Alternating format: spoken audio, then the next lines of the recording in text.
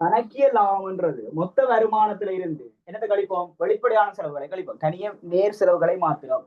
பொருளியல் லாபம்ன்றது மொத்த வருமானத்துல இருந்து வெளிப்படையான செலவுகளையும் உக்குடையான செலவுகளையும் கழிப்போம். அப்ப நீங்க சொல்லணும், இந்த கணக்கியல் லாபமா பொருளியல் லாபமா பெருசா இருக்கும்? அப்ப கணக்கியல் லாபம் பெருசாயும் பொருளியல் லாபம் சின்னனாயும் இருக்கும். ஏன்னா இங்க ரெண்டு செலவு கழிக்கப்படுது. அப்ப கணக்கியல் லாபத்தையும் பொருளியல் லாபத்தையும் வேறுபடுத்துற விஷயம் என்னன்னு சொன்னால் உக்குடியான செலவு. கணக்கியல் லாபத்தையும் பொருளியல் லாபத்தையும் வேறுபடுத்துற விஷயம் உக்குடியான செலவு.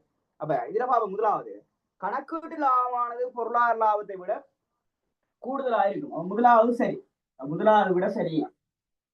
இரண்டாவது பொருளாதார லாபமானது எப்போதும் பூச்சியமாக இருக்கும்.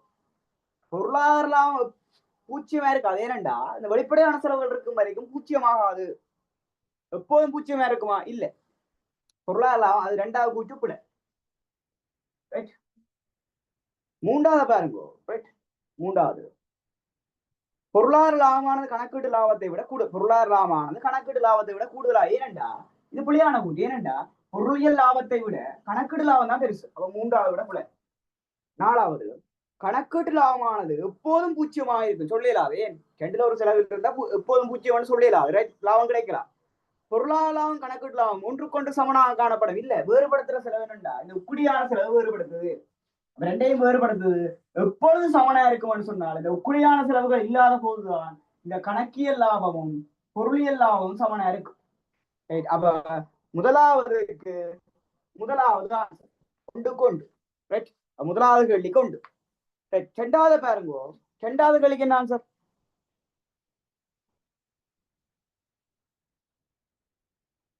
ரெண்டாவது கேள்விக்கு என்ன answer? Question number 2.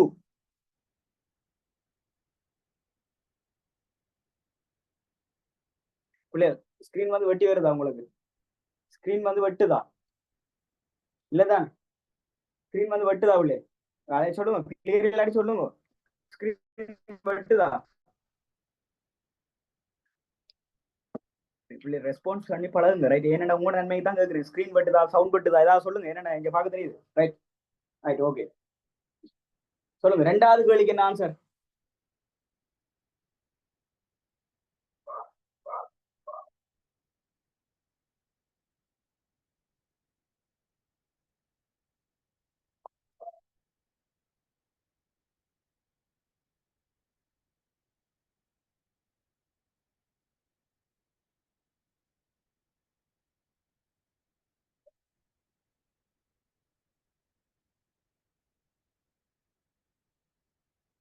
Question number 2.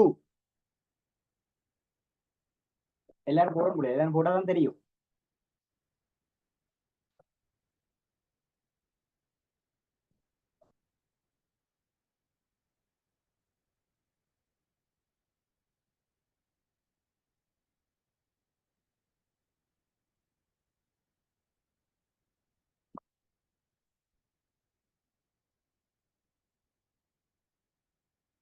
Question number 2 பாருங்க.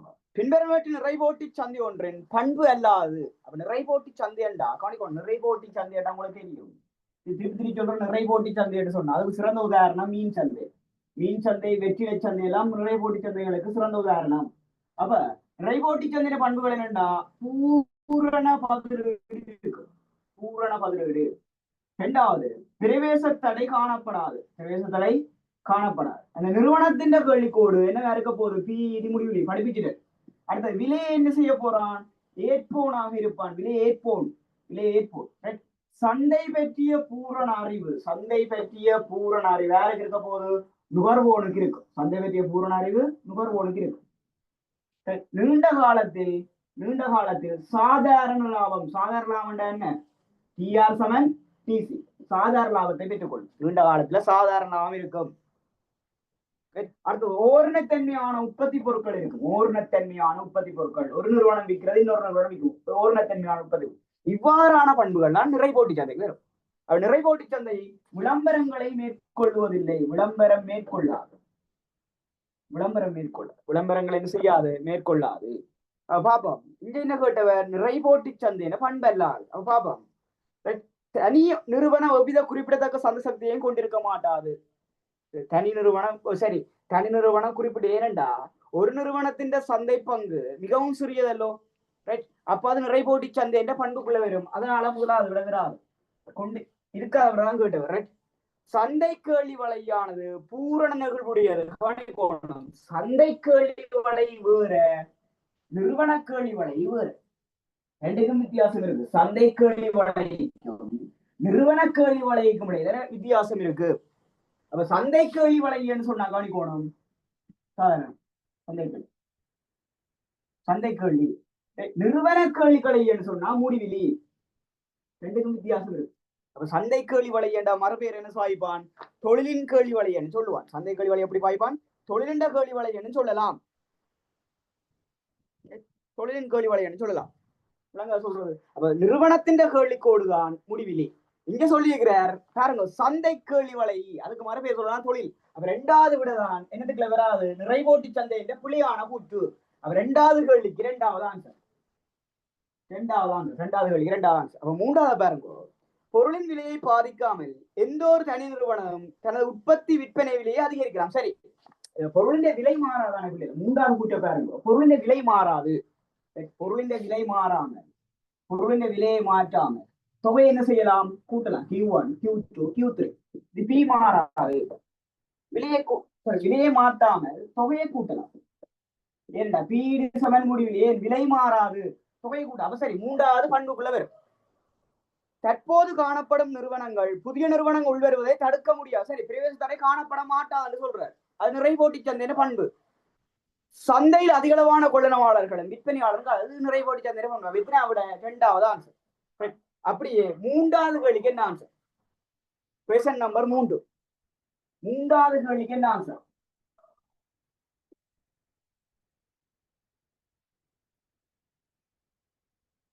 மூன்றாவது கேள்விக்கு என்ன ஆன்சர்?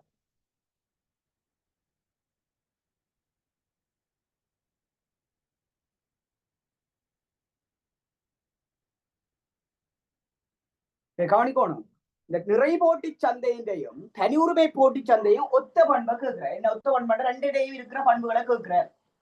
பாருங்க, நிறை போட்டி சந்தை தனி உரிமை போட்டி சந்தை. நிறை போட்டி சந்தை தனி உரிமை போட்டி சந்தை, தனி உரிமை போட்டி சந்தை, நிறை போட்டி சந்தை தனி உரிமை போட்டி சந்தை. அப்ப நிறை போட்டி சந்தையில பாருங்க, ஒரே வகையான உற்பத்தி பொருள் இருக்கும். சரி, அது சரி, ஒரே வகையான உற்பத்தி பொருள் இருக்கும், அது சரி. இங்கால சொல்லியிருக்கிறார் உட்பிரவேசிப்பதற்கும் வெளிவருவதற்கும் தடை. இது இது மீன் சந்தை அல்லது சோளம் சந்தை, இவற்றில சந்தை. இதுக்கு உதாரணம் என்ன? தனியார் கல்வி நிறுவனம். தனியார் கல்வி நிறுவனங்கள், தனியார் கல்வி நிறுவனம். அப்ப தனியார் கல்வி நிறுவனங்கள் என்று சொன்னால் பிரவேச தடை இருக்குமா இருக்காதா? Yes and no. பிரவேச தடை இருக்குமா இருக்காதா? தனியார் கல்வி நிறுவனங்கள் சொன்னா பிரவேச தடை இருக்குமா இருக்காதா? பிரவேச தடை இல்ல. அவன் சொல்லிக்கா உட்பிரவேசத்துக்கு தடைகள் இருக்கா? இந்த பூட்டு இதால பிழைக்குது. அப்ப வேற அது விட. ரெண்டாவது பாருங்க, வேறுபட்ட உற்பத்தி பொருட்கள். வேறுபட்ட உற்பத்தி பொருட்கள் எதுக்கு பொருத்தமானது? தனி உரிமை போட்டி சந்தை. அப்ப அதுவும் பெறாது, ரைட்? ரெண்டாவதும் பிள்ளை, இதுவும் பிள்ளை. மூன்றாவது பாருங்க, அதிகளவான விற்பனையாளர் சரி நிறை போட்டிக்கு குறைந்தளவான விற்பனையாளர், அதனால பிள்ளை, ரைட்? இங்கே அப்ப மூன்றாவது பிள்ளை. நாலாவது பாருங்க, உட்பிரவேசிப்பதற்கும் வெளியேறுவதற்கும் தடைகள். உட்பிரவேசத்துக்கும் வெளியேற தடைகள் இதுக்கு இருக்காது. பிரவேச இல்ல தானே, இதால இது பிள்ளை. அஞ்சாவது பாருங்கோ, அதிகளவான விற்பனையாளர்கள் இந்த பண்பும் சரி, அங்கால வேறுபடுத்தப்பட்ட உற்பத்திகள் இந்த பண்பும் சரி. அப்ப இந்த விடதான சரி, அஞ்சாவது விடதான் ரெண்டுக்கு மேற்ற பண்புகள் இருக்குது. அப்ப மூன்றாவதுக்கு அஞ்சாவது ஆன்சர். கொஸ்டின் நம்பர் 3க்கு அஞ்சாவது ஆன்சர், ரைட்? கொஞ்சம் பாச செய்வோம் பிள்ளை, ரைட்? அஞ்சாவது ஆன்சர், ரைட்? நாலாவது கேள்விக்கு என்ன ஆன்சர்? Question number 4.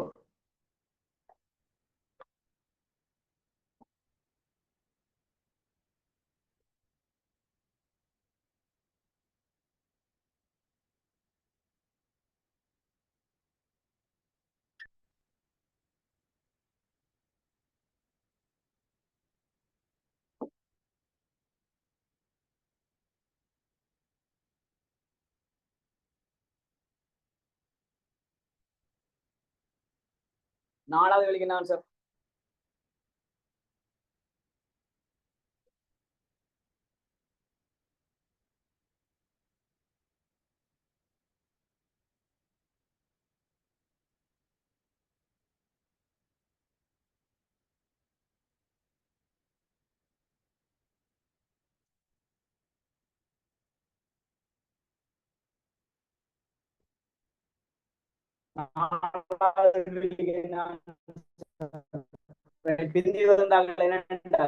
கவனிக்கணும். குரூப்ல வந்து நான் ஒரு பேப்பர் ஒன்று போட்டிருக்கேன். பாஸ் பேப்பர்ல வந்து கேள்விகள் போட்டிருக்கேன். அந்த கேள்வியை தான் விளங்கப்படுத்தி கொண்டிருக்கேன். குரூப்ல ஓபன் பண்ணி பாருங்க. ரைட், குரூப்ல ஓபன் பண்ணி பாருங்க. ஒரு நிறுவனம் ரைபோட்டிக் கைத்தொழில் என்னவாம்? இயங்குகின்ற ஒரு நிறுவனம். நிறைபோட்டிக் கைத்தொழில் இயங்குகின்ற ஒரு நிறுவனம். சூழ்நிலைகள் பின்வருமாறு தரப்பட்டுள்ளது. அப்ப நிறைபோட்டிக் கைத்தொழில் என்று சொன்னாலே அது என்ன செய்ய போற? லாபத்தை உச்சப்படுத்தல் மட்டத்துல தான் பேணி கொண்டிருக்க போற. இதைத்தான் நீங்க கீழணும். இதை வச்சுதான் இந்த எடுபோல செய்யணும். எம்சி இது விலை, இது அவற்றை ஈக்குவேஷன் பிஎம் பிஇடி சொன்னால் முடிவு. இப்படி ஒரு அவர் பாருங்க, 500 அழகா உற்பத்தி செய்யறார். இதுல 500 அழகா உற்பத்தி செய்யறார். 500 அழகா உற்பத்தி செய்ய அவர் அளவொன்றுக்கான சந்தை விலை 6. அளவொன்றுக்கான சந்தை விலை 6. அவற்றை மொத்த செலவு டிசி தந்திருக்கிறார். கியூ 500 அழகா உற்பத்தி செய்ய டிசி தந்திருக்கிற எவ்வளவு வந்திருக்கிறார்? டிசி தந்திருக்கிற எவ்வளவு? 5000. டிசி 5000. மொத்த நிலையான செலவு டிஎஃப்சி தந்திருக்கிறார். டிஎஃப்சி வந்திருக்கிறார். எவ்வளவு வந்திருக்கிறார்?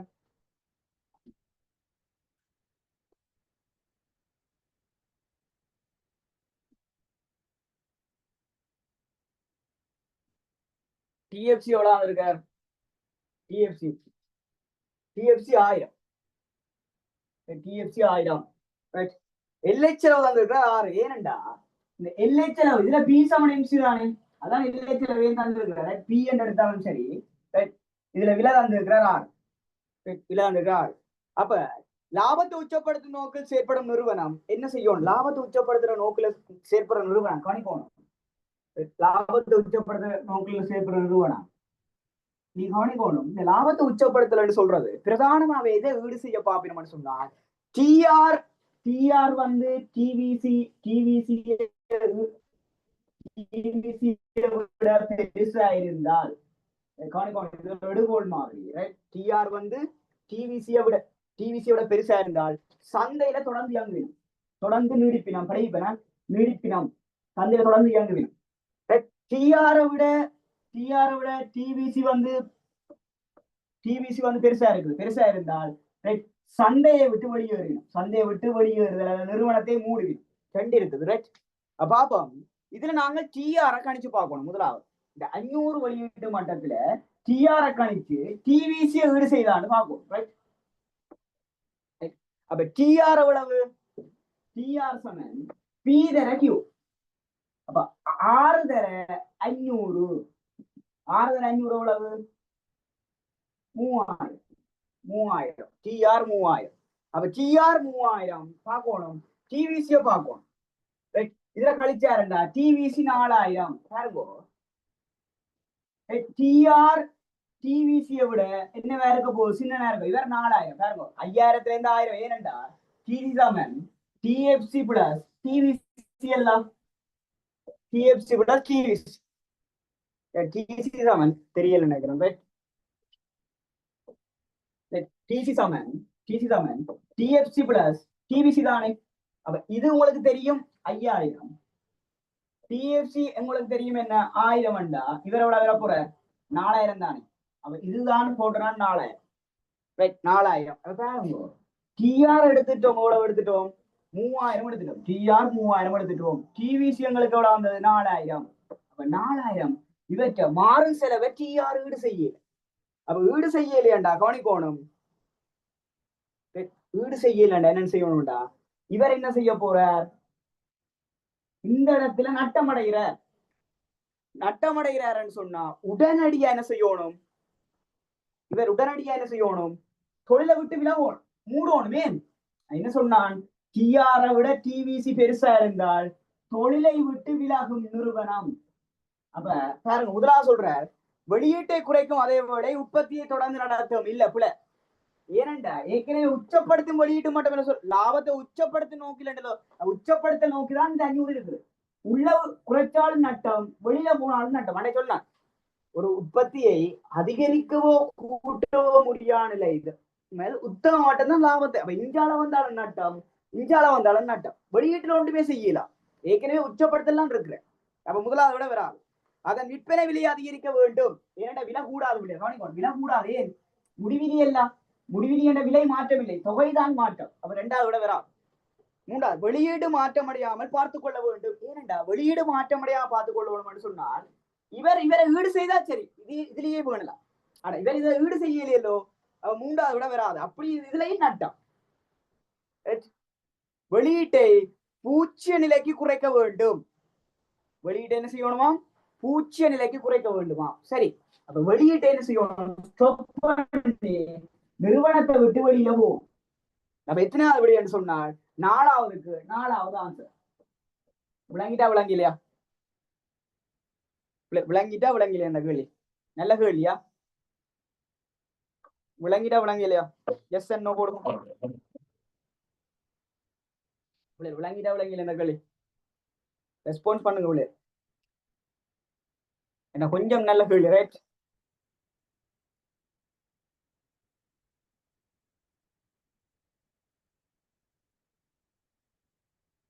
ரைட். அஞ்சாவது கேள்விக்கு என்ன ஆன்சர்?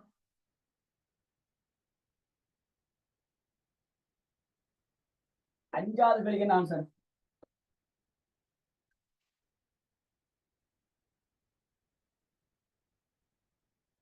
அஞ்சாவது கேள்வி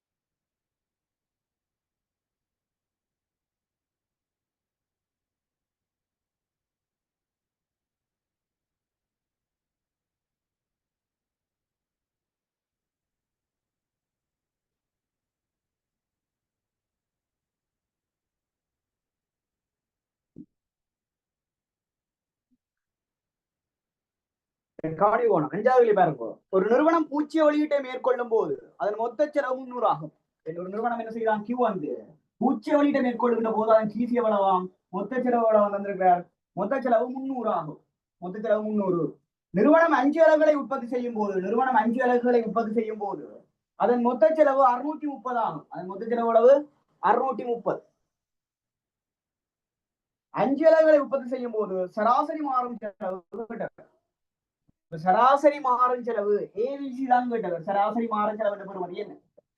சராசரி மாறும் செலவு பெறுமதி என்ன? இதான் கேட்டவர், ரைட்? அப்ப சராசரி மாறும் செலவு எடுக்கிறதுக்கு உங்களுக்கு என்ன எடுக்கணும்? டிவிசி பெறுமதி எடுக்கணும். டிஎஃப்சி, இது டிவிசி. இது எடுத்த பிறகுதான் ஏவிசி எடுக்கலாம். ஏவிசி எடுக்கலாம். பாருங்க, ஒரு நிறுவனத்தின் வெளியீடு பூச்சியமா இருந்தால் வார டிசி தான் டிஎஃப்சி சொன்னாங்க. ஏனென்றா ஒரு நிறுவனத்தின் டிஎஃப்சி எப்பவும் இருக்கும். வெளியீடு பூச்சியம் இருந்தாலும் டிஎஃப்சி இருக்கும். இதுல இருந்து தான் என்ன கோடு போவோம்? டிசி கோடு போவோம். இதுல இருந்து என்ன போவோம்? டிவிசி கோடு போவோம். அப்ப இந்த கேப் என்னத்தை குறிக்கும்? டிஎஃப்சியை குறிக்கும். ஒரு நிறுவனத்தின் வெளியீடு பூச்சியமா இருந்தாலும் டிஎஃப்சி இருக்கும். ஒரு நிறுவனத்தின் வெளியீடு பூச்சியமா இருந்த எந்த செலவு பூச்சியம் சொன்னால் டிவிசி மாத்திரம் தான் பூச்சியம். அதுல நீங்க தெளிவா இருக்கும். பாப்போம். இது 300 எடுத்துட்டோம். இது 300. அப்ப இங்கேயும் எவ்வளவு வரப்போகுது? 300. அப்ப டிசி சமன் DFC plus DVC. DFC plus DVC. அப்ப டிசி தெரியும் 360. டிஎஃப்சி தெரியும் எவ்வளவு? 300. இவர் எவ்வளவு வர போறார்? 330. ஏன் இதை பண்ணி கழியும்? கழிச்சு காட்டுறேன். டிவிசி, அப்ப டிவிசி சமன் 630 சய 300. 630 சய 300. அப்ப டிவிசி எவ்வளவு வர போற? 330. அப்ப டிவிசி 330. அப்ப கவனிக்கணும், ஒரு இது மொத்தம் 5 அலகுக்கு 330. அப்ப ஒரு அலகுக்கு தான் ஏபிசி காணலாம், ஒரு அலகுக்கு தான் ஏபிசி காணலாம். ஏபிசி சமன் டிவிசியின் கீழ் மொத்த வெளியீட்டு எண்ணிக்கை கியூ. ஏபிசி எவ்வளவு, டிவிசி தெரியும் எவ்வளவு, 330 கீழ் 5. ஏபிசி தெரியும் எவ்வளவு வரக்கூடாது, பிரிச்சிங்கன்னு சொன்னால் 66. 66 இருக்கு அவட 66. அப்ப 2வது ஆன்சர். 5வதுக்கு 2வது ஆன்சர் 2.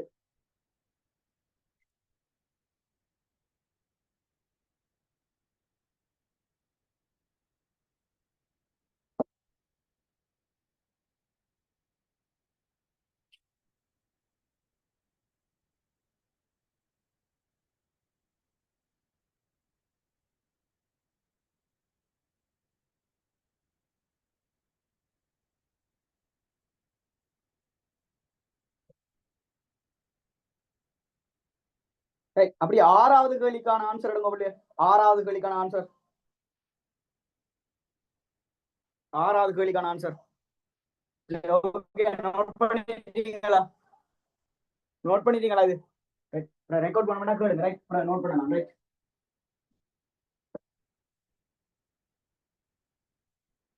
6வது கேள்விக்கு என்ன ஆன்சர்? 6வது கேள்வியை பாருங்க. பின்வருவனவை நிறைபோட்டி சந்தையின் பண்புகள் ஆகும். நிறைபோட்டி சந்தையின பண்புகள் இருக்கு.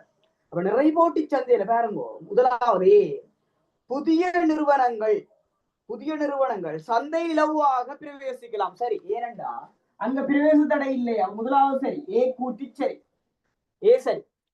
2வது பொருள் வேறாக்கம் காணப்பட மாட்டாது. பொருள் வேறாக்கம் காணப்பட மாட்டாதுண்டா அது மறைமுகம் என்னது சொல்லுது, கவனிக்கணும். பொருள் வேறாக்கம் காணப்பட மாட்டாதுன்னு சொன்னா மறைமுகமா என்ன சொல்லுதுண்டா, பூரண பதிலீடு. அதுவும் சரி, பூரண பதிலீடு சரி, பூரண பதிலீடு. அடுத்த பாருங்க, சி சொல்லியிருக்கிறார் சந்தை கேள்வி வலை பூரண நிகழ்வு உள்ளது. கவனிக்கணும், சந்தை கேள்வி வலை பூரண நிகழ்வு உள்ளது பிள்ளையாது இல்ல பிள்ளையாது. நிறுவனத்தின் கேள்வி வலைதான் பிடி சமன் சொல்லுவோம் பூரண நிகழ்வு உள்ள கேள்வி. இந்த சந்தை கேள்வி சொன்னபடியா தீவிராது. அடுத்த டிய பாருங்க, சந்தையில் உள்ள ஒவ்வொரு நிறுவனத்தின் நிரம்பல் வளைவை பற்றி நான் கலைக்கிறதே இல்லை. ஏனென்றா நிரம்பல் வளை உங்களுக்கு தெரியும், ஏபிசி அதிதாந்த புள்ளியில இருந்து கீழ் நோக்கி மேல போறது. அது ஒன்று கூட இருக்கலாம், கூட அது பிரச்சனை இல்லை. டி வராது. ஏயும் பியும் தான் பொருத்தம், ஏயும் பி. அப்ப எத்தனாவது விட சொன்னால் 6வதுக்கு முதலாவது விட 6 கொண்டு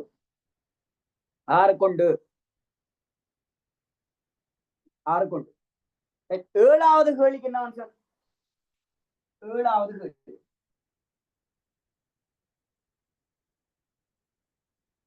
7வது கேள்வி.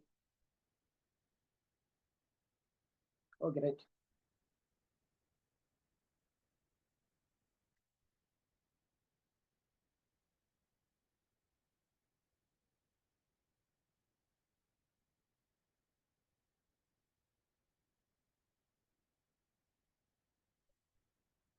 ஏழாவது கேள்வி செய்யும் பாருங்க. 7வது கேள்விய நிறைபோட்டு நிறுவனம் நிகழ்காலத்தில் உற்பத்தி மட்டம் அதன் எல்லை செலவு என்பதாகவும், உற்பத்தி மட்டம் எல்லை செலவு எவ்வளவாம் 80ஆகவும், ரைட். எல்லை செலவு எவ்வளவாம் 80ஆகவும். வந்து 80, எல்லை செலவு 80ஆகவும், சராசரி மாறும் செலவு 50ஆகவும். ஏபிசி 50, சராசரி மாறும் செலவு 50ஆகவும், சராசரியான செலவு 30. ஏஎஃப்சி வந்து எவ்வளவாம் 30, ஏஎஃப்சி வந்து 30. உற்பத்தி பொருளின் விலை 80, பி வந்து எவ்வளவு 80. உற்பத்தி பொருளின் விலை 80ஆகவும் காணப்படும் ஆயின் இக்கூற்றுடன் தொடர்புடைய சரியான இது என்ன? இவ்வளவு தந்திருக்கிறார். என்ன தந்திருக்கிறார் கவனிக்கணும். இங்க கியூ தெரியல, பொருளியல் லாபம் காண்றதுக்கு உங்களுக்கு என்ன தெரியல, கியூ பற்றி ஒரு கதையும் கதைக்கல. கவனிக்கணும், ஒரு நிறுவனத்தின் விலைதான் ஏஆர் கோடும் எம்ஆர் கோடும். இது எம்சி கோடு என்ன செய்ய போகுது, வெட்டி கொண்டு போகுது. எம்சி கோடு என்ன செய்ய போகுது, வெட்டி கொண்டு போகுது. கவனிக்கணும், 3 விதமான விஷயம் படிப்பிச்சாங்க. ஒன்று அசாதாரண லாபம் தெரியும், சாதாரண லாபம் தெரியும். அடுத்தது நட்டம் தெரியும். உங்களுக்கு எப்படி நட்டம் பெறப்போகுது தெரியும். அப்ப ஒரு அளவுக்கு கண்டு கியூவால பெருக்கி விட்டாலும் மொத்தம் காணலாம் தானே. அப்ப இங்க விலை தந்திருக்கிறார். அப்ப கவனிக்கணும், விலை தந்திருக்கிறார், எம்சி தந்திருக்கார் 80. அப்ப நிறைபோட்டி நிறுவனம் இதுல உச்சப்படுத்துது P7 MC. இது ஓகே, இது உங்களுக்கு தெரியாது, இருக்கட்டும், தேவை இருக்கட்டும் இருக்கட்டும்.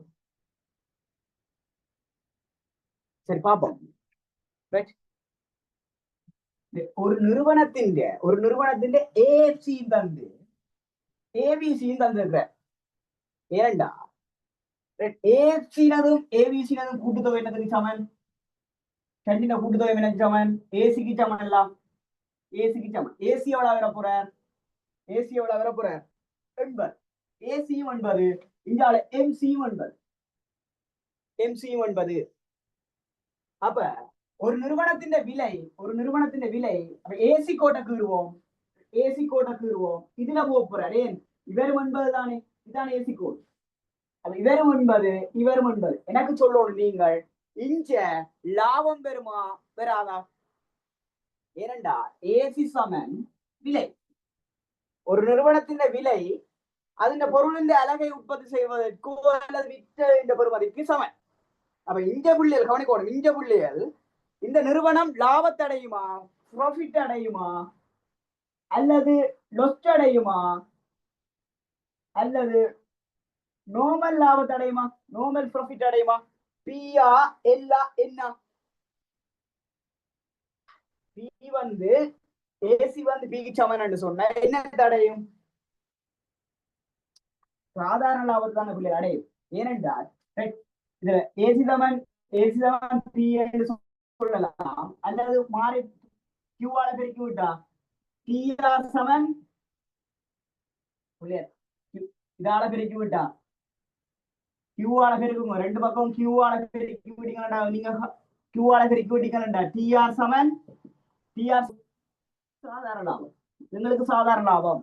அப்ப இங்க சொல்றாரு என்னண்டா, முதலாவுடைய பாபம், முதலாவுடைய பொருளியல் லாபம் 0, சரி, அந்த லாபம் கிடைக்காது 0, சரி. சராசரி நிலையான செலவு 30ஆகவும் பொருள் லாபம் 0 எனில் எல்லை வருவாய் எல்லை செலவுக்கு சமப்படும். எல்லை வருவாய் எம்ஆர் சமன்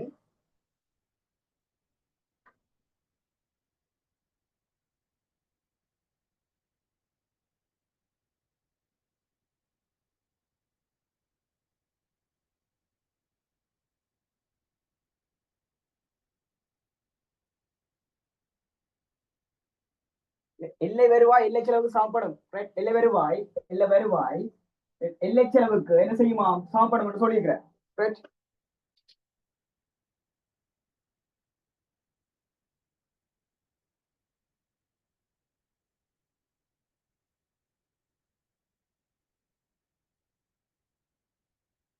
ஏனண்டா இந்த எல்லை வருவாய் எல்லை செலவுக்கு நாங்க சமப்படும் பண்றது என்று சொல்லிடாது, சொல்ல முடியாது. ஏனண்டா இங்க நிகழ்கால உற்பத்தி மட்டம், அங்க லாபத்தை உச்சப்படுத்தல ஒரு விஷயத்த சொல்லல. நிகழ்கால உற்பத்தி மட்டம் உள்ளே, நிகழ்கால உற்பத்தி மட்டம். அப்ப நிகழ்கால உற்பத்தி மட்டம் வந்தபடியா லாபத்தை உச்சப்படுத்த சொல்லல. அப்ப லாபத்தை உச்சப்படுத்த சொல்லல. அப்ப இந்த இடத்துல என்ன செய்யலாம், சும்மா போயிருக்கலாம் கூட. அப்ப லாபத்தை உச்சப்படுத்தல என்ன செய்யல, சொல்லல. அப்ப லாபத்தை உச்சப்படுத்தல மட்டத்துல மட்டும்தான் MC7 எல்லை வருவாய் எல்லை செலவுக்கு சமப்படும். அது வராது. அப்ப ரெண்டாவது பாருங்க, பொருளியல் லாபம் எதிர்கணியமாக இருக்கும், நட்டம் இல்லை. இங்க சாதாரண லாபம் ரெண்டாவது விட வராது, முதலாவது விட வராது, ரெண்டாவது விடையும் வராது. ஏனென்றா இங்க நட்டமண்டா தான் பொருளியல் லாபம் என்னதுக்கு போகும், எதிர்கணியத்துக்கு போகும். நட்டமண்டா தான் பொருளியல் லாபம் என்னதுக்கு போகும், எதிர்கணியத்துக்குள்ள போகும். ரெண்டாவது விட வராது.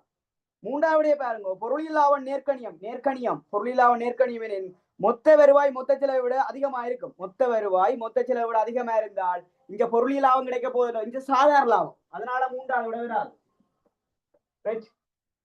பொருளியல் லாபம் எதிர்கணியம், இங்க நட்டம் இல்லை, அப்ப அதுவும் வராது. அடுத்தது பாருங்க, அஞ்சாவது பாருங்க, பொருளியல் லாபம் 0, சரி. ஏன் பொருளியல் லாபம் 0? பொருளியல் லாபம் 0என்றதுதான் அது சாதாரண லாபம். பொருள் லாபம் 0 ஏனெனில் விலையானது சராசரி மொத்த செலவுக்கு சமன். விலையானது என்னதுக்கு சமன், சராசரி மொத்த செலவுக்கு சமன். விலையானது இதுல ஏசி சமன் பி, விலையானது சராசரி மொத்த செலவுக்கு சமன். அப்ப இதுதான் அஞ்சாவது தான் சரி, அஞ்சாவது ஆன்சர் தான் சரி. அப்ப இதே இடத்துல நிறைபோட்டு நிறுவனம் உச்சப்படுத்து சொன்னால் MC சமன் எம்ஆர் இருக்கும், முதலாவது சரியா வந்திருக்கும். அவன் இங்க உச்சப்படுத்தலன்னு சொல்லல, அதனாலதான் முதலாவது விட வராது. ஏன்னா நிகழ்கால உற்பத்தி மட்டம் தானே சொல்லி இருக்குது.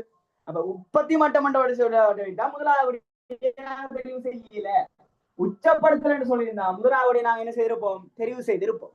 ரைட். அப்ப எத்தனாவது அந்த ஏழாவதுக்கு 5வது ஆன்சர், 7க்கு 5. அப்ப இதுல குழப்பம் வந்திருக்கும் ஒன்றா அஞ்சான்.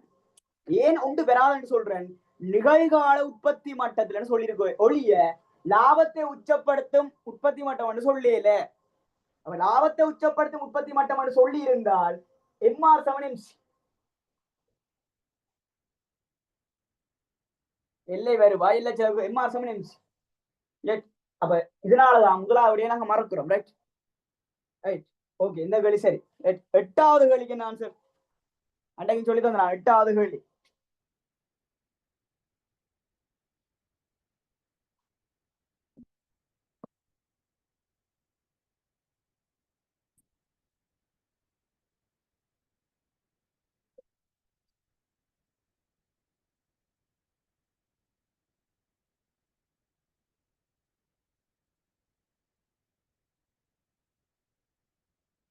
பாப்போம்.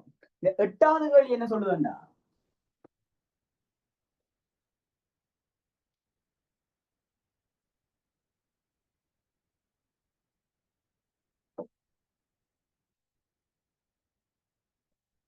எட்டாவது கேள்வி, ஒரு நிறுவனம் பின்னாடி எத்தகைய சந்தேக நிறுவனம் பரஸ்பரம் ஒன்றில் ஒன்று தங்கி இருக்குது. பரஸ்பரம் ஒன்றில் ஒன்று தங்கி இருக்குண்டா கவனிக்கணும். ஒரு ஏ என்ற ஒரு நிறுவனத்தின் செயற்பாடு, ஏ என்ற நிறுவனத்தின் செயற்பாடு பி என்ற ஒரு நிறுவனத்தின் செயற்பாடுல என்ன செய்யும், தாக்கம் செலுத்துறது. பாருங்க, இது ஒரு டிவி தொலைக்காட்சி இருப்போம், டிவி தீர்க்கமல் இருப்போம், இது விஜய் டிவி இருப்போம். இதுல செய்யற ஒரு ப்ரோக்ராம் என்ன செய்யும், இந்த சேனல்ல தங்கி இருக்கும். இங்க செய்யற ஒரு ப்ரோக்ராம் இந்த சேனல்ல தங்கி இருக்கும். ஒரு நியூஸ் பேப்பர் இன்னொரு நியூஸ் பேப்பரை டிபெண்ட் பண்ணியிருக்கும். ஒரு நியூஸ் பேப்பர் இன்னொரு, அதுதான் சொல்றது பரஸ்பரம் ஒன்று தங்கி இருக்கிறேன்னு சொல்றது. ஒரு நிறுவனத்துல செயற்பாடு இன்னொரு நிறுவனத்துல செயற்பாடு தங்கி இருக்கு. பாப்போம். சில உரிமை நிறுவனங்கள், அதுக்கு பொருத்தமான தொலைக்காட்சி நிறுவனங்கள், புதின பத்திரிகைகள், இந்த வானொலி சேவைகள் எல்லாம் அந்த பரஸ்பரம் ஒன்று தங்கி இருக்கும். அப்ப எத்தனை அப்படி அந்த 8க்கு நோமலா தெரியும், முதலாவது ஆன்சர் சில உரிமை நிறுவனங்கள். ரைட் ரைட் அப்படியே வாங்க. அடுத்த 9வது கேள்வி என்ன, 9வது கேள்வி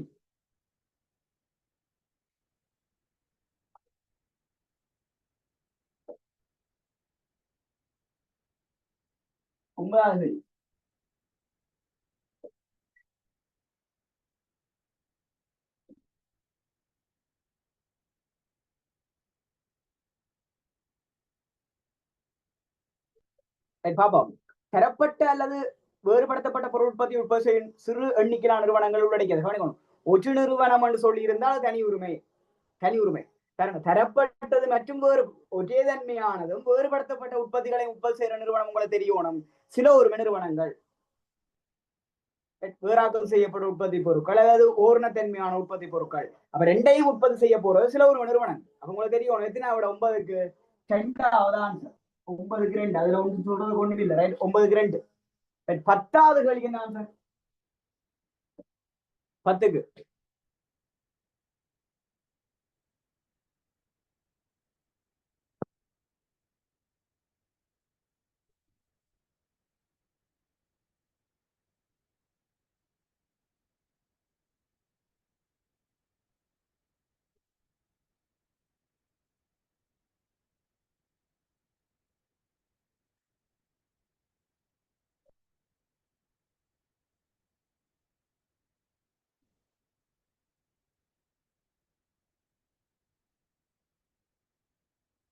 வெளியே பார்ப்போம். ஒரு நிறுவனம் நிலையான அளவு மூலத்துடன் மாறும் எண்ணிக்கை ஊழியத்தை பயன்படுத்தி உற்பத்தியில் ஈடுபடுவதாக கருதுக.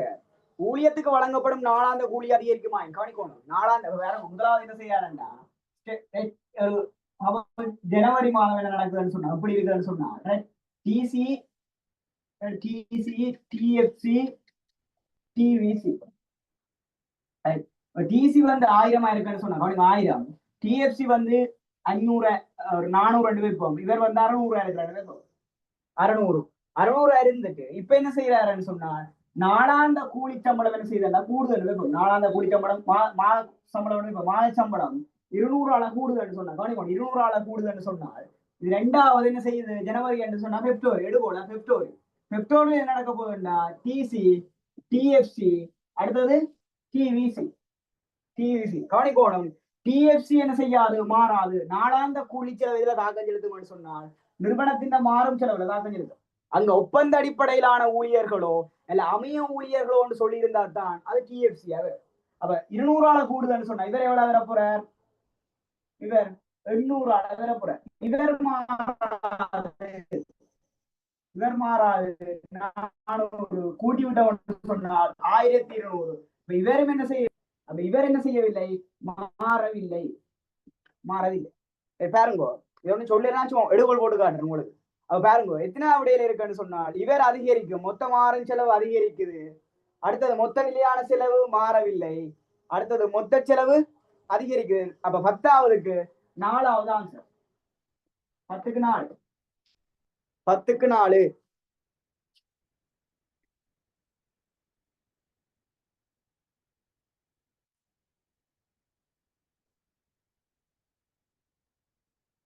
அடுத்தது 11ஆவது கேள்விக்கு என்ன ஆன்சர் क्वेश्चन नंबर 11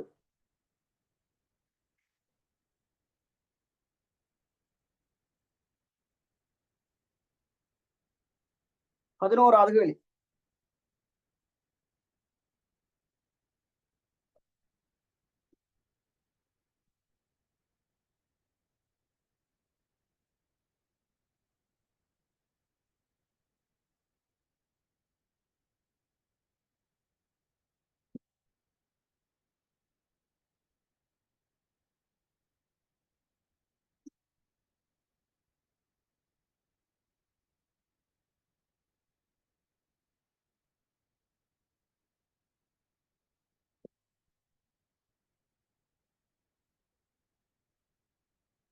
பாப்போம் வாழைப்பழ உற்பத்தியில் ஈடுபட்ட விவசாயி ஒருவர் நிறைவோட்டி சந்தையில் இயங்க கருதுக சந்தை விலையில் வீழ்ச்சியடைமாயின் குறுங்கால விவசாயி என்ன செய்ய வேண்டும் சந்தை விலை என்ன செய்யலாம் வீழ்ச்சி அடைந்த ஒரு நிறுவனத்தின் நிறைவோட்டு நிறுவனத்தின் கேள்வி கோடு எப்படி போறார் பீடி முடிவிலி அவ நம்பர் கோடு இப்படி இருக்க வைப்போம் எஸ் வைப்போம் சந்தை விலை என்ன செய்தாம் வீழ்ச்சி அடையுது சந்தை விலை என்ன செய்யுது சந்தை விலை கவனிக்கோணும் நிறுவனத்தின் சந்தை விலை வீழ்ச்சி அடையுது சந்தை விலை வீழ்ச்சி அடையுது இதுதான் சந்தை கோழிக்கோடு சந்தை விலை வீழ்ச்சி அடையுதுன்னு சொன்னா என்ன நடக்க போகுது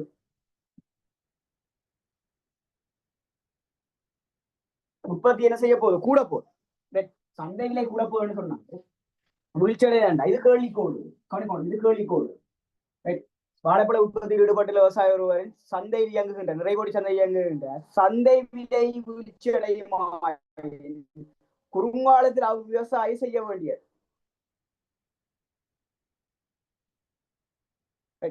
இப்ப பாருங்க இது என்னத்துக்குள்ளால போகுதுண்டா கவனிப்போம் என்னத்துக்குள்ளால போகுதுண்டா இந்த நிறுவனம் தொடர்ந்து இயங்குமா இயங்காதான் கேள்வி அப்ப தொடர்ந்து இயங்கும்னு சொன்னால் எந்த செலவு நாங்க பார்க்கணும் சொல்லுங்க ஒரு நிறுவனம் தொடர்ந்து இயங்கும்னு சொன்னால் எந்த செலவை பார்க்கணும் டிசியை பார்க்கணுமா டிவிசியை பார்க்கணுமா டிஎஃப்சியை பார்க்கணுமா இப்பதான் சொன்னா ஒரு நிறுவனம் தொடர்ந்து இயங்கணும்னு சொன்னா பொதுவா எதை பார்ப்போம் டிசியா இல்லையா கவனிக்கணும் டிஆரோட ஒப்பிட்டு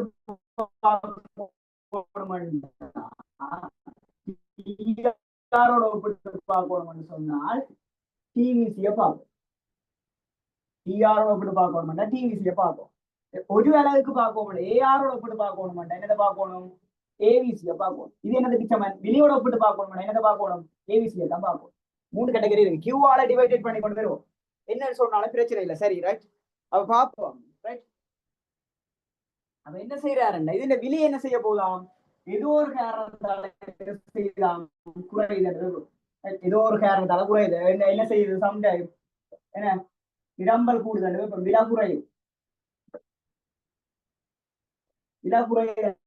இது நான் சந்தேக கேள்வி கொடுத்து இருக்கேன் விலை குறையும் விலை குறைய பாருங்க புதிய விலை சராசரி மொத்த செலவுக்கு சமனாகும் வரை உற்பத்தி அதிகரிக்கும் ஒரு நிறுவனம் நிறைபோடு நிறுவனம் உற்பத்தி உற்பத்தி அதிகரிக்கிறது. முதலாவது விடவரா உற்பத்தி அதிகரித்தல், விலை வீழ்ச்சியை ஈடு செய்யும் வகையில் உற்பத்தி அதிகரித்தல். உங்களுக்கு தரவுகள் தெரியுது, இதே வள வீழ்ச்சி அடைந்திருக்குது, அதால செலவுகளை பிடிச்சப்ப நான் கூற முடியாது. அப்ப ரெண்டாவது. மூன்றாவது, புதிய விலையானது எல்லை வருவாயை விட குறைவாக இருப்பின் உற்பத்தியை நிறுத்தல். புதிய விலையானது எல்லை வருவாயை விட குறைவாக இருத்தல். விலையானது எல்லை வருவாயை விட குறைவாக இருப்பின் உற்பத்தி நிறுத்தல். அப்ப கவனிக்கணும், விலையானது இங்க விலையும் எல்லை வருவாயும் விலை சமன். கவனிக்கணும், இங்க விலை சமன் பி சமன் ஏஆர் சமன் எம்ஆர் இருக்க போகுது. விலை சமன் ஏஆர் சமன் எம்ஆர் இருக்க போது நான் விலைகளையும் எல்லை வருவாயும் ஒப்பிடலாம், அங்க சமன். அப்ப மூன்றாவது விடவரா. நாலாவது பாருங்க, புதிய விலையானது சராசரி நிலையான செலவை ஈடு செய்யுமா. நாங்க சராசரி நிலையான செலவையோ அல்லது நிலையான செலவையோ இங்க நாங்க பார்க்க மாட்டோம். அதனால வேற இங்க நாங்க குறிப்பா பார்க்க வேண்டியது இது ஏவிசி. என்னடா விலையில எப்படி சொல்லியிருக்கிறார், ஏவிசி தான் பார்க்கணும். அப்ப பாருங்க, அஞ்சாவது, புதிய விலையானது சராசரி மாறும் செலவை ஈடு செய்யுமாயின் உற்பத்தியை தொடர்ந்து. சரி, டிஆர் ஒன்றில் டிவிசியை ஈடு செய்யணும், அல்லது டிஆர் ஒன்றில் டிவிசியை ஈடு செய்யணும், அல்லது ஏஆர் சமன் ஏஆர் ஏவிசியை ஈடு செய்யணும், அல்லது பி சமன் பி ஏவிசியை ஈடு செய்யணும். ஈடு செய்தால் உற்பத்தியை கண்டினியூவா கொண்டு போகலாம். அப்ப அஞ்சாவது கூட்டி. சரி, அப்ப எப்ப நிறுவனம் டிசைட் பண்ணும்னு சொன்னாங்க, கவனிக்கணும், எந்த நிறுவனம் எப்படி டிசைட் பண்ணும்னு சொன்னாங்க, கட்டாயம் இந்த ஏவிசியை வச்சு டிசைட் பண்ணும். மொத்த டிஆரோட ஒப்படைக்க டிவிசியை வச்சு டிசைட் பண்ணும். ஒரு அளவுக்கு பாக்க ஏஆர்ஓ பிஓ வச்சு ஏவிசியை ஈடு செய்தான்னு பார்த்துண்டா. சரி, அப்ப எத்தனையாவது விடையண்டா? அஞ்சாவது ஆன்சர். எத்தனாவது கேள்விக்கு? 11வது கேள்விக்கு அஞ்சாவது ஆன்சர். 12வது கேள்விக்கு மிச்ச விட அடிப்படையில பாருங்க ஒரு 12வது கேள்விக்கு என்ன செய்யல, மிச்ச விட அடிப்படையில. 13வது கேள்விக்கு என்ன ஆன்சர்? 12 இருக்கட்டும், 13வது கேள்வி.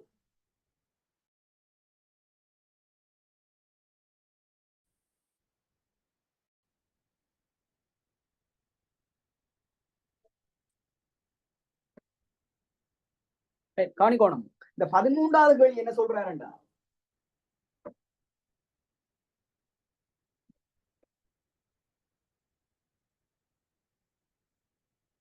கேள்வி என்ன சொல்றாருண்டா, கூடிச்செல்லும் அளவு திட்ட விளைவிதி ஒரு தொழில்நுட்ப பண்பினை வெளிப்படுத்துவதன் கீழ் அதன் வெளியீடு அதிகரிக்கும் சதவீதமானது.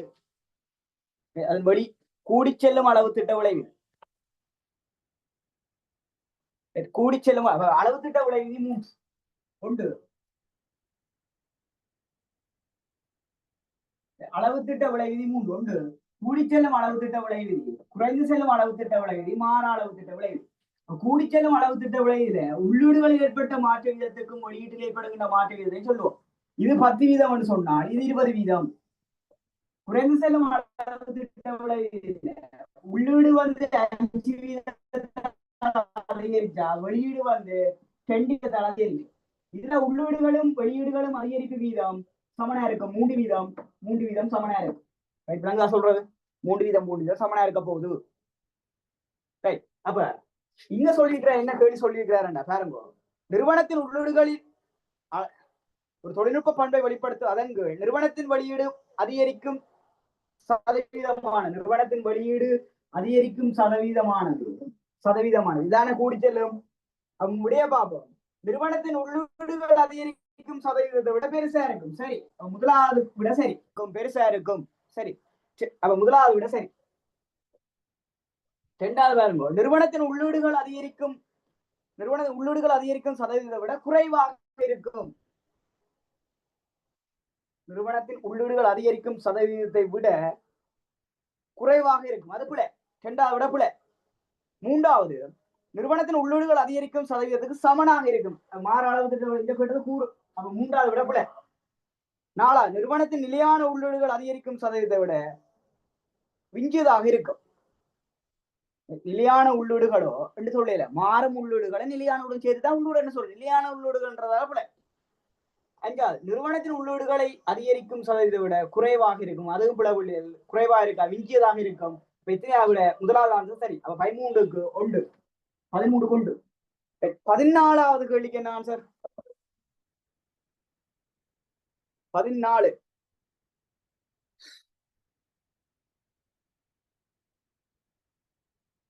14வது கேள்வி. 14.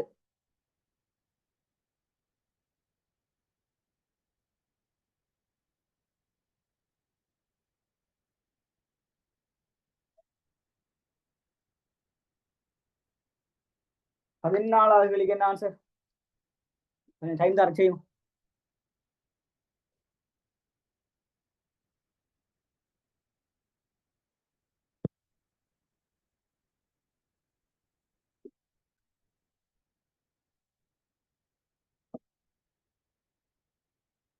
பாருங்க 14வது கேள்வி என்ன சொல்றாருண்டா, பின்வரும் கூற்றுக்களில் சரியானது. பொருளியல் லாபம் சமன் கணக்கியல் லாபம். முதலாவது சொல்றாரு பொருளியல் லாபம் சமன் கணக்கியல் லாபம். பொருளியல் லாபம் சமன் கணக்கியல் லாபம் எப்ப சமனா இருக்கும்னு சொன்னா, உக்கிரையான செலவுகள் இல்லாத போதுதான் பொருளியல் லாபம் சமன் கணக்கியல் லாபம். அப்ப முதலாவது விடப்பட. இரண்டாவது விடைய பாருங்க, பொருளியல் செலவு சமன் வெளிப்படையான செலவு பிளஸ் உக்குடையான செலவு. இரண்டாவது பொருளியல் செலவு சமன் வெளிப்படையான செலவு பிளஸ் உக்குடையான செலவு. இந்த வெளிப்படையான செலவுக்கு மறுபேர் தெரியும் உங்களுக்கு என்ன? பணச்செலவுன்னு சொல்லுவாங்க, நேர்ச்செலவுன்னு சொல்லுவாங்க. நோட் பண்ணி வைக்கணும். வெளிப்படையான செலவுக்கு மறுபேர் பணச்செலவுன்னு சொல்லலாம், நேர்ச்செலவுன்னு சொல்லலாம். இந்த உக்குடையான செலவு காணிக்கணும். உக்குடையான செலவுக்கு மறுபேர்கள் தியாகம் செய்யப்பட்ட வருமானம், தியாகம் செய்யப்பட்ட வருமானம் சொல்லுவாங்க, அல்லது இழந்த வருமானம் சொல்லுவாங்க. நோமலா தெரியுது உங்களுக்கு எத்தனை விட? 2வது ஆன்சர். பாருங்க, அமையச்செலவு சமன் பொருளியல் லாபம். 4வது பாருங்க, அமையச்செலவு சமன் பொருளியல் லாபம்ன்றப்பல இந்த 4வது எப்படி போட்டிருந்தா சரி சமன் சரியண்டா, அமையச்செலவு சமன் வளங்களின் செலவுன்னு சொன்னா சரி. 4வது இப்படி போட்டா சரி, அமையச்செலவு சமன் வளங்களின் செலவு அப்படி சொன்னா சரி. இந்த கேட்டு சொல்லியிருக்கேன் பொருளியல் லாபம் என்று சொல்லி, அதனால பிள்ளை. அப்ப எத்தனை அப்படியாண்டா? 14வதுக்கு 2வது ஆன்சர். 14க்கு 2. 15வது கேள்விக்கு என்ன ஆன்சர்?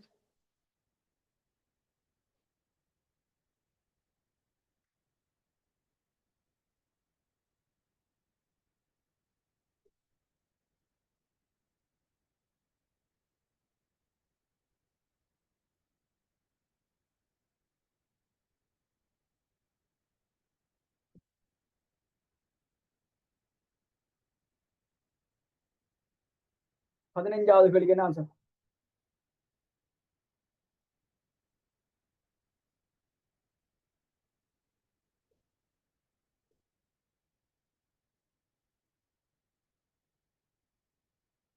ரைட். 15வது கேள்வியை பாருங்க. ரைட், அதுல கொஞ்சம் பாருங்க நுணுக்கமான விஷயங்கள் இருக்கு. ரைட், 15வது கேள்வியில பாருங்க, பின்னேறு சில உரிமை சந்தையில் இன்றியமையாத முக்கியமான பண்பு கேட்டிருக்க. முதலாவது, சந்தையை உட்பிரவேசிப்பதற்கும் வெளிப்பதற்கும் பூரண சுதந்திரம் உண்டு, அது புள்ளியான கூற்று. பூரண பிரேச தடை உண்டு, அது புள்ளியான கூற்று. முதலாவது வராது. 2வது பாருங்க, பெரிய அளவான அளவு திட்ட சிக்கனத்தில் உற்பத்தி செய்யும் உற்பத்தியாளர்கள் சிலர் காணப்படல். என்ன கவனிக்கணும், இந்த பிரவேச தடை உண்டுன்றதுக்கு காரணம் என்ன சொன்னான் உங்களுக்கு? அளவு திட்ட சிக்கனங்கள். அளவு திட்ட சிக்கனம் இருக்கிறதாலதான் பிரவேச தடை இருக்கு. அளவு திட்ட சிக்கனங்கள் ஒரு மூலப்பொருள் ஒரு நிறுவனத்துக்கு மட்டும் கிடைக்கிறது. அது அரசியல் தடைகள், தொழில்நுட்ப ரீதியான தடைகள், ஆழ்ந்த கிரியம் அதிகமா இருக்கிறதுனாலதான் இந்த பிரவேச தடை வருது. பிரவேச தடை அதனாலதான் வருது. அப்ப இந்த அளவு திட்ட சிக்கனங்களை பின்பற்ற நிறுவனங்கள் என்னவா இருக்க போகுதுன்னா, ஒரு தனி உரிமை சில உரிமை நிறுவனங்கள் எல்லாம் பெரிய அளவிலான அளவு திட்ட சிக்கனங்களை பின்பற்றும். பின்பற்றி உற்பத்தியாளர்கள் சிலர் தான் இருக்க போயிடும். சிலர் இருந்தா சில உரிமை, தனியொரு ஆள் இருந்தால் தனி உரிமை. அப்ப 2வது விட சரி, சிலர் வழியா சரி. 3வது, நெருங்கிய பதிலீடுகளற்ற ஒரு பொருளை உற்பத்தி செய்யும் உற்பத்தியாளர் ஒருவர் மாத்திரம் காணப்படல். 3வது தனி உரிமை நிறுவனம் இல்லோ, அதனால கூட எங்க சில உரிமை. 4வது, ஓரணத்தன்மை வாய்ந்த உற்பத்தி பொருட்கள் செய்யப்படும். ஓரணத்தன்மை வாய்ந்த உற்பத்தி பொருள். அப்ப ஓரணத்தன்மை வாய்ந்த உற்பத்தி பொருள் சொன்னா என்னது? நிறை போட்டி சந்தையல்லோ, அதனால கூட. 5வது, நிறுவனங்களுக்கு இடையில் இரகசிய ஒப்பந்தங்கள் இடம்பெறும் வாய்ப்புகள் இல்லை, இருக்குது. இரகசிய ஒப்பந்தங்களிடம் ஏனண்டா சந்தை தொடர்பான பூரண தகவல் கிடைக்காதல்லோ, வாய்ப்புகள் இல்லைன்னு சொல்லி, அதனால கூட. அப்ப எத்தனாவிட? 2வது ஆன்சர். அப்ப எத்தனையாவதுக்கு? 15வது 2வது ஆன்சர். 15க்கு 2. ரைட். 16வது கேள்விக்கு என்ன ஆன்சர்? 14வது கேள்விக்கு என்ன ஆன்சர்?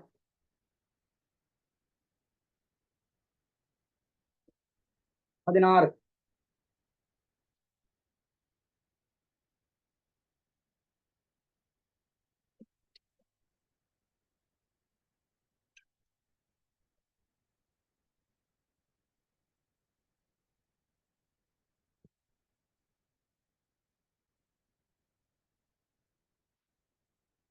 பாப்போம். ஒரு நிறுவனம் ஆண்டலைமாக ஒரு நிறுவனம் தனது உற்பத்தி பொருளுக்கு பூரண நெகிழ்வுள்ள கேள்வி வலையை எதிர்நோக்குமாயின், பூரண நெகிழ்வுள்ள கேள்வி என்று சொன்னா முடிவிலி கேள்வி வலை, பூரண நெகிழ்வுள்ள கேள்வி வலை பிஇடி சமன் முடிவிலியை எதிர்நோக்குமாயின், ரைட்? இது பிஇடி, இது கியூ. பூரண நெகிழ்வுள்ள கேள்வி வலையை எதிர்நோக்குமாய் அந்நிறுவனம் விலையை ஏற்கும் ஒரு நிறுவனம் அன்று அது விலையை ஏற்கும், அதனால போல. இரண்டாவது நிறுவனம், இது என்ன நிறுவனம்? நிறைபோட்டி சந்தை தெரிவிக்கணும். நிறைபோட்டி சந்தை, நிறைபோட்டி சந்தை. இரண்டாவது நிறுவனம் விற்பனையை அதிகரிப்பதற்காக விலையை குறைக்க முடியும், விலையை மாத்தலாம், தொகையை மட்டும்தான் கூட்டலாம், அதனால இரண்டாவது கூட. மூன்றாவது நிறுவனம் மொத்த வருவாய் அதிகரிப்பதற்காக விலையை அதிகரிக்க முடியும், இல்ல மொத்த வருவாய் அதிகரிக்கணும்னு சொன்னா விலையை நிலையா வச்சு கொண்டு கியூவை தான் கூட்டலாம், அதனால கூட. நாலாவது சந்தை விலையில் நிறுவனத்தின் எல்லை வருமான வலை இடையேற்றுக்கு சமாந்தரமாக இருக்கும். இதுதான் பிள்ளைகள் ஏஆர் கோடும் எம்ஆர் கோடும், ரைட்? இது எம்சி கோடு இல்ல, பி என்னது ஏஆர் கோடு எம்ஆர் கோடு கிடையேற்றுக்கு சமாந்தரமா இருக்கும், அதனால சரி, ரைட்? அஞ்சாவது நிறுவனத்தின் எப்போதும் பூச்சிய பொருள் லாபத்தை உழைக்கும். கவனிக்கணும், பூச்சிய பொருள் லாபத்தை உழைக்காத பிள்ளை. குறுங்காலத்துல சாதாரண லாபம், ரைட்? நீண்ட காலத்துல அசாதாரண லாபம், அது தெரியும், ரைட்? சாரி, நீண்ட காலத்துல வெயிட் பண்ணுங்க.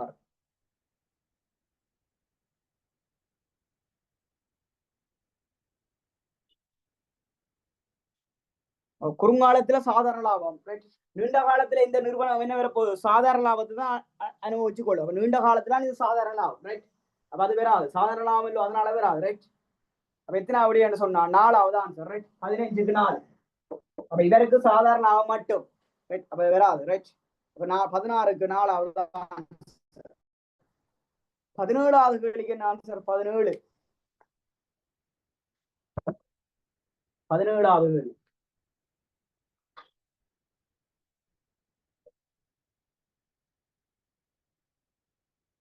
17.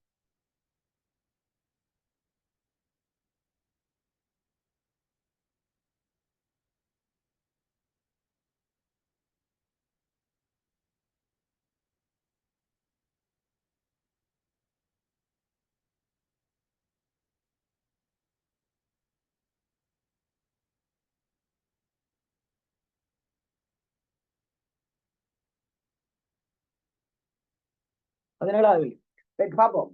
ஒரு நிறுவனத்தின் தனது சகல உள்ளீடுகளை 50% அதிகரிக்கும் போது, உள்ளீடு 50% அதிகரிக்க, உள்ளீடு வந்து 50% அதிகரிக்க, வெளியீடு எத்தனை விதத்தால் அதிகரிக்குதாம்? வெளியீடு எத்தனை விதத்தால் அதிகரிக்குதாம்? 40% அதிகரிக்கும். வெளியீடு 40% அதிகரிக்குது, வெளியீடு 40% அதிகரிக்கும்.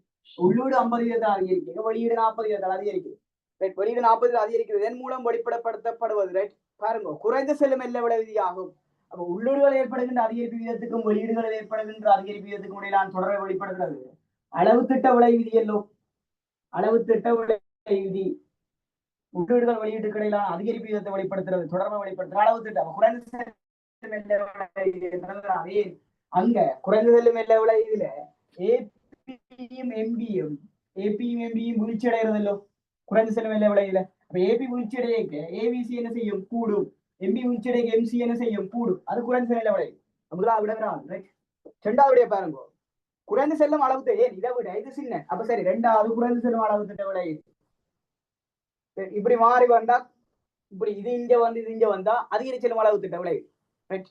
அப்ப ரெண்டாவது ஆன்சர் சரி. அப்ப எத்தனை? 17க்கு 2. 17க்கு 2. 18வது கேள்வி.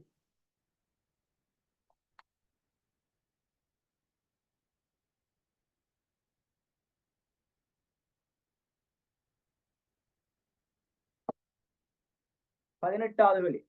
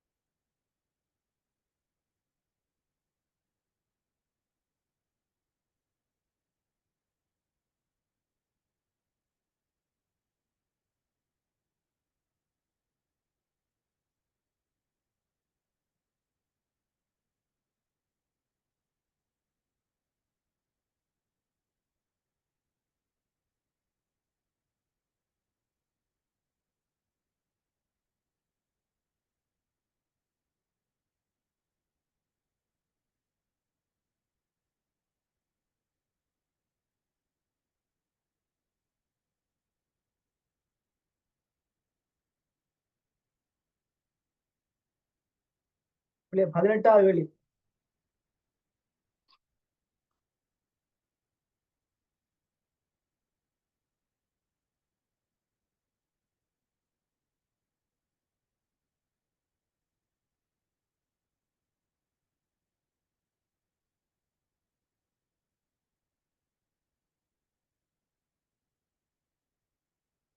என்ன விட 18வது கேள்வி.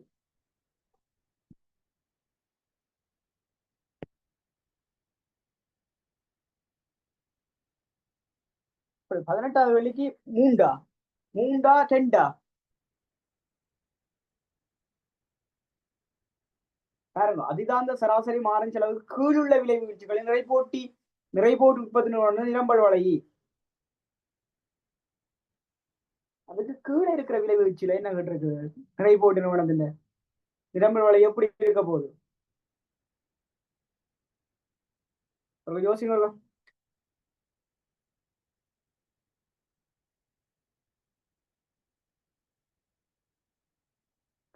யோசிங்க, வடையா யோசிங்க. நல்ல கேள்வி உண்டு.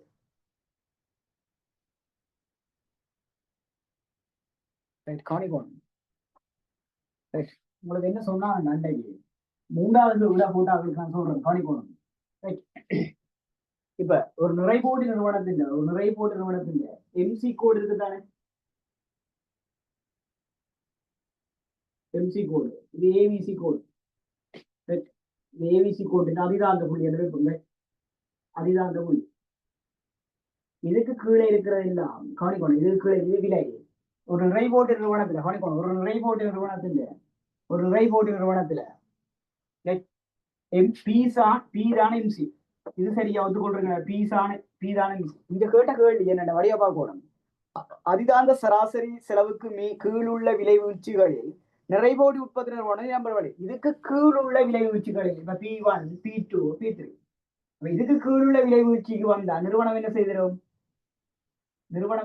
முடியாது. ஏவிசிய ஈடு செய்யாதோ. விலை வந்து ஏவிசிய ஈடு செய்யாது. ஏனென்றா இதெல்லாம் கூட இருக்க போற நிறுவனம் வந்து என்ன செய்யாது? ஏவிசிய ஈடு செய்யாது.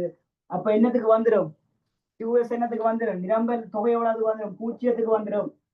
நிரம்பல் தொகை பூஜ்ஜியம். நீங்க ஒத்துக்கொள்றீங்களா இல்லையா? ஜெஸ் ஆகணும். நிரம்பல் தொகை வந்து பூஜ்ஜியத்துக்கு வந்து நீங்க ஒத்துக்கொள்றீங்களா இல்லையா?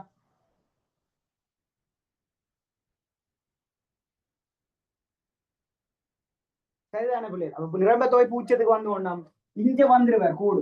இது பூஜ்ஜியத்துல நிலைக்குத்தா இருக்கும். ஏனென்றா அதுக்கு மேல அவர் உற்பத்திகளை மேற்கொள்ள முடியாது. ஏனென்றா இதுக்குள்ள அவர் நிறுவனத்தை விட்டு வெளியேறதுக்கான சந்தர்ப்பமே இந்த பகுதிக்குள்ள பி என்ன செய்ய இந்த பகுதிக்குள்ள என்ன வராது. பி வந்து ஏவிசி என்ன செய்யாது. பி வந்து என்ன செய்யாது? ஏவிசிய ஈடு செய்யாது.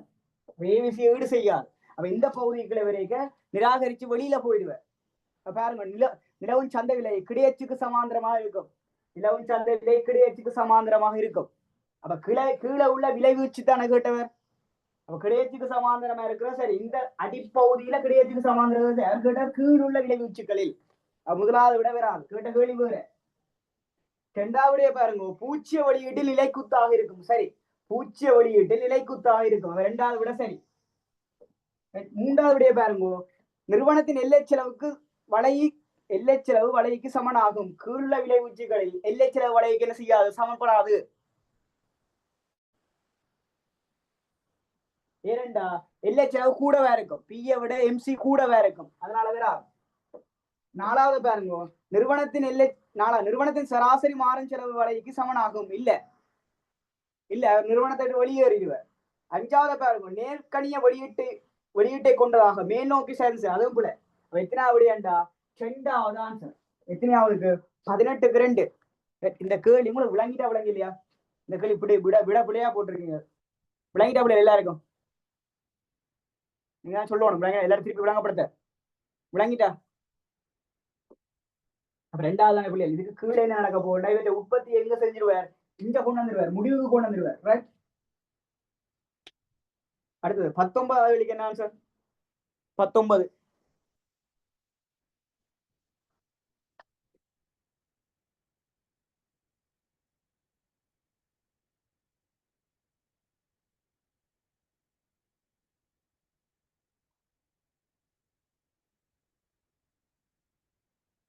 19வது கேள்விக்கு என்ன ஆன்சர்?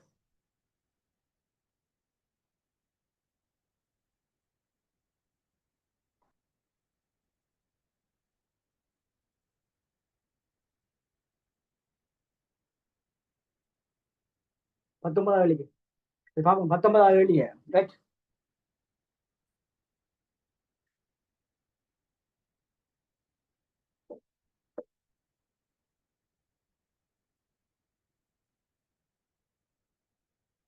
பத்தொன்பதாவது கேள்வி. இந்த 19வது கேள்வி என்ன சொல்றாருண்டா, போட்டிச்சந்தை ஒன்றில் இயங்கும் நிறுவனம் ஒன்றில் லாபத்தை உச்சப்படுத்தும் வெளியீட்டு மட்டம் நிர்ணயிக்கும் புள்ளி. போட்டிச்சந்தை ஒன்று இயங்குறவங்களுக்கு தெரியும், நிறைய போட்டிச்சந்தை. அப்ப லாபத்தை உச்சப்படுத்தும் வெளியீட்டு புள்ளியில என்ன செய்யறாருண்டா, இதுல இருந்து இவ்வளவு மட்டும் எம்சி குறைஞ்சு கொண்டு வந்து இந்த புள்ளியில இருந்து என்ன செய்ய போறார், அதிகரிக்க வழிக்க போற. இதுல இருந்து இவ்வளவு கூடிக்கொண்டு போற. பிடி சமன் முடிவிலே இதுதான் என்ன கோடுங்களுக்கு, ஏஆர் கோடும் எம்ஆர் கோடும். இது லாபத்தை உச்சப்படுத்துற வழி.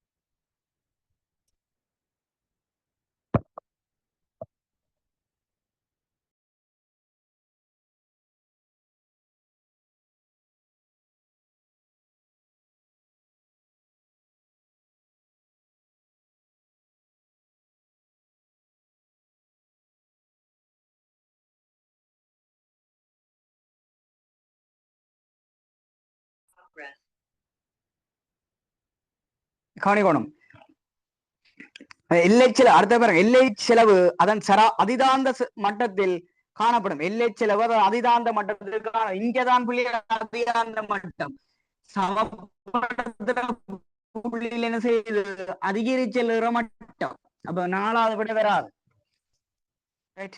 5வது எல்லை செலவுக்கு சமனா இருக்கும், அதனால வராது.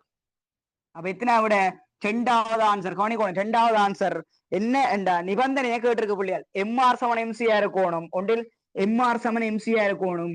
அடுத்த எம்சி கோடானது எம்ஆர் கோட்டை அதிகரித்து சொல்லி தந்தானல்ல, அதிகரித்து விட்டோம். அப்ப இதுக்கான நிபந்தனை எம்ஆர் கோட்டை எம்சி கோடு என்ன செய்யணும், அதிகரித்து வெட்ட வேண்டும். எம்ஆர் கோட்டை எம்சி கோடு அதிகரித்து வெட்ட வேண்டும். அப்ப எத்தனை 19க்கு 2. 20வது கேள்விக்கு என்ன ஆன்சர்? 20.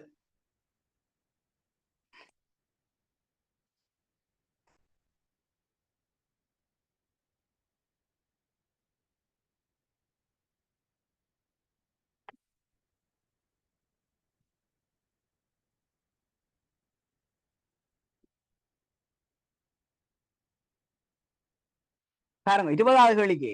ரைட்.